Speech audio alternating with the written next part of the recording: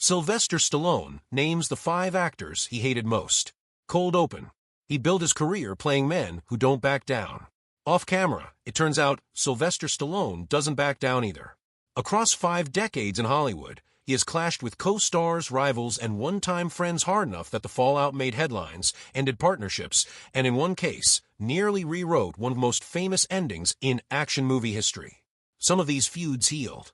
One never really did.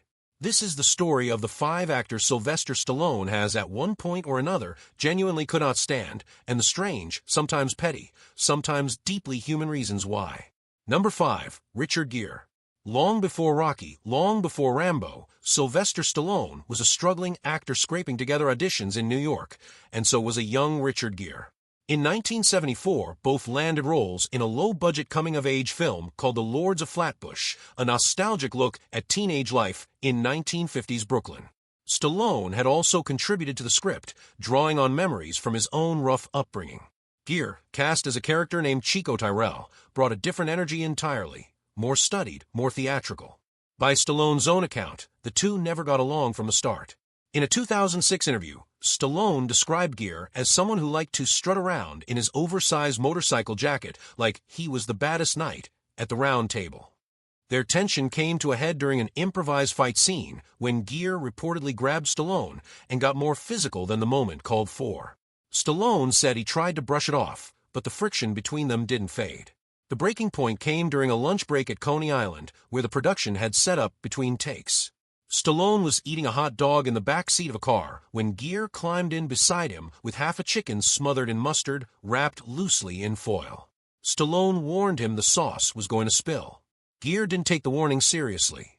Sure enough, grease and mustard dripped onto Stallone's pants, and Stallone, by his own telling, elbowed Gere in the head and shoved him out of the car. With production already strained by a tight budget and schedule, the director had to make a call. He sided with Stallone. Gere was let go, and Perry King was brought in to play the role instead. Stallone has said that Gere still resents him for it to this day, and has jokingly claimed, while denying any involvement, that Gere still blames him for a since-debunked rumor that has followed Gere around Hollywood for decades. What makes the story stick, decades later, isn't really the mustard. It's the reminder that 2 men who would each go on to define very different corners of movie stardom, one as an action icon, the other as a leading man in American Gigolo, and an officer and a gentleman, first crossed paths as broke nobodies, fighting over a lunch break in the back seat of a car. Number 4. Bruce Willis. For a long stretch of the 2000s and 2010s, Bruce Willis and Sylvester Stallone weren't rivals, they were teammates, literally. When Stallone dreamed up The Expendables as a throwback tribute to the action stars who had defined his generation, Willis signed on early, playing a CIA handler named Mr. Church. The first 2 films were hits, pulling in hundreds of millions of dollars worldwide, and proving there was still a huge audience for grizzled action legends sharing the screen. The trouble started when it came time to negotiate Willis's return for The Expendables 3 in 2013. According to reporting from The Hollywood Reporter, producers offered Willis $3 million for 4 days of filming on location in Bulgaria. Willis's camp reportedly countered that he wouldn't do the film for less than $4 million, $1 million a day, and wouldn't budge. Stallone and the production said no. Rather than let the dispute stay behind closed doors, Stallone took it public. He announced on Twitter that Willis was out and that Harrison Ford would be stepping into the franchise instead, adding a pointed follow-up post calling the situation greedy and lazy, and warning that it was a sure formula for career failure. He didn't name Willis directly in that second tweet, but nobody needed him to. His publicist later confirmed to reporters exactly who it was aimed at. The fallout was swift and public in a way that's rare even by Hollywood standards. Willis, for his part, later downplayed the whole thing in interviews, suggesting he'd simply grown tired of the genre's reliance on explosions. Ford, meanwhile, stepped into the role and seemed happy to finally work with Stallone after years of near misses. Here's the twist most retellings leave out: the feud didn't last. By late 2014, Stallone posted again, this time saying he'd made up with Bruce W., calling him a stand-up guy, and admitting the falling out had been his own mistake as much as anyone's. It's a rare example in Stallone's long list of Hollywood clashes of a feud that actually resolved, proof that even a very public, very expensive money fight didn't have to be permanent. Number 3. Eddie Murphy. In the mid-1980s, Sylvester Stallone and Eddie Murphy were, by most accounts, genuinely close. Murphy had actually taken over the lead role in Beverly Hills Cop after Stallone dropped out of an earlier, more action-heavy version of the project. Rather than resentment, the two developed a real friendship, close enough that they reportedly worked together on an unrealized pitch for a third Godfather film that would have also starred Al Pacino. Then came 1987, and the production of Beverly Hills Cop 2. Stallone's wife at the time, Bridget Nielsen, had been cast as the film's villain. Rumors began circulating on set that Nielsen and Murphy had become romantically involved during filming. According to Murphy, recounting the incident in a 1989 Rolling Stone interview, Stallone heard the rumor, believed it, and called him directly to confront him about it. Murphy has said he denied it flatly, and that the two talked about it, but the friendship never fully recovered. Stallone, Murphy suggested, was never entirely convinced the rumor was false. It's worth noting how murky the actual truth here is. Nielsen and Stallone divorced later that same year, and while tabloids at the time speculated about Murphy, it later emerged that Nielsen had, in fact, had an affair with the film's director, Tony Scott, not Murphy. Whether the Murphy rumor was ever true is something neither man has ever definitively settled, and Murphy has always denied it. What's clear is that the suspicion alone was enough to end things. Their planned collaborations, including the Godfather pitch, quietly fell apart in the aftermath.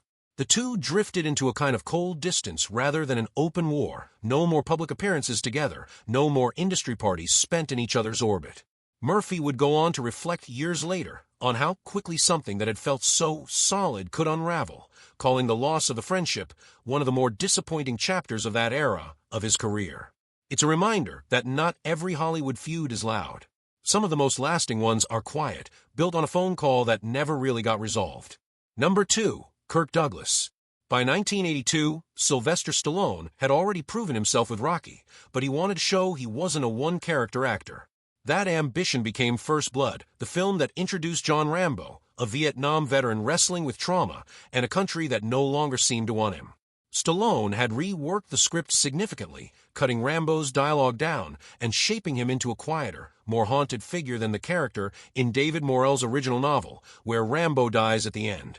Enter Kirk Douglas, a bona fide Hollywood legend by that point, cast as Colonel Sam Troutman, Rambo's former commanding officer.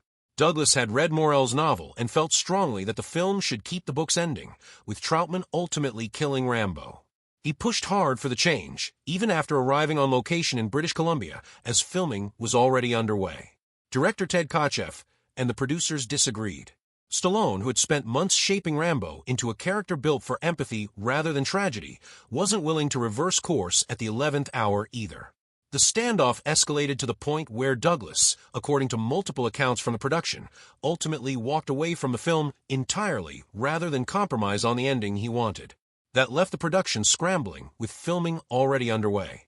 Kotcheff reached out to actor Richard Crenna, who reportedly had only a few days, some accounts say as little as 72 hours, to learn the role, arrive on set, and start filming. It could have sunk the movie. Instead, Crenna's performance as Troutman became one of the most fondly remembered parts of the film, praised for its warmth and gravity, and he went on to reprise the role in 2 Rambo sequels.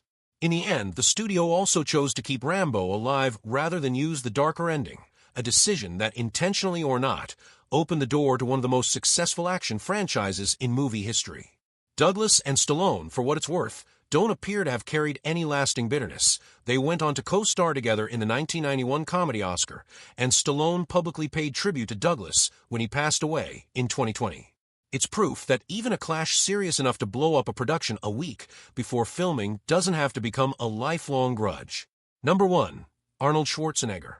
No Stallone feud is more famous, more petty in its origins, or more thoroughly documented than his decades-long rivalry with Arnold Schwarzenegger. It started by both men's own accounts at the 1977 Golden Globe Awards. Stallone was there riding the wave of Rocky's breakout success, nominated in 6 categories. Schwarzenegger, then known mostly as a bodybuilder trying to break into acting, was seated at the same table, nominated for New Star of the Year for his role in Stay Hungry. As the evening went on, Rocky lost most of its early nominations while Schwarzenegger won his category. Stallone has said Schwarzenegger's reaction to his early losses felt like mockery. Then, when Rocky finally won the night's biggest award, Best Motion Picture Drama, Stallone's frustration boiled over. In his own words, he grabbed this giant bowl of flowers from the table and heaved it in his direction. It didn't hit Schwarzenegger, but the message landed anyway. Stallone has since described that moment as the start of what he called roughly a decade of violent hatred between them. What followed was one of the strangest rivalries in Hollywood history. Not just competition over box office numbers, though there was plenty of that between Rambo, Commando, Rocky IV, and Predator, but a kind of absurd one-upmanship over who could seem tougher, who could carry a bigger gun on screen, who could rack up a higher body count. Both men have laughed about it in later interviews, describing a genuinely juvenile back and forth that neither could resist for years. Schwarzenegger even admitted, decades later, to talking Stallone into starring in the critically panned 1992 comedy Stop. Or My Mom Will Shoot by pretending he was considering the role himself, a prank that worked exactly as intended. Their personal lives got tangled into it too. Stallone would go on to marry Bridget Nielsen, who had previously been linked to Schwarzenegger, adding another layer of tension to an already competitive relationship. But unlike some of the names on this list, this rivalry actually cooled with time. By the early 1990s, the two were photographed arm in arm at industry events, and shortly after, they partnered together, along with Bruce Willis, to open the very first Planet Hollywood restaurant. Decades later, Schwarzenegger joined Stallone in the Expendables franchise, and in interviews the two now speak about their old rivalry with something closer to affection than resentment. Stallone has since reflected that Schwarzenegger, in the end, wanted to be number one, and in his words, ultimately got there a rare moment of Stallone conceding the fight, decades after throwing that bowl of flowers. Closing reflection. What's striking about all five of these stories isn't just the drama, it's how differently each one ended. The Gere feud calcified into something that, by Stallone's own account, never healed. The Willis dispute blew up publicly, and then quietly mended a year later. The Eddie Murphy fallout dissolved a genuine friendship over a rumor that may never have even been true. The Kirk Douglas standoff nearly derailed a movie before it started filming, yet left no real bitterness behind. And the Schwarzenegger rivalry, the longest and loudest of them all, eventually turned into one of Hollywood's more famous friendships. Taken together, they say less about Stallone being difficult and more about what happens when ego, pride, and real stakes collide in an industry built on both. If any of these stories surprised you, let us know which one in the comments. And if you want more deep dives into the real feuds behind Hollywood's biggest names, make sure you're subscribed for what's coming next.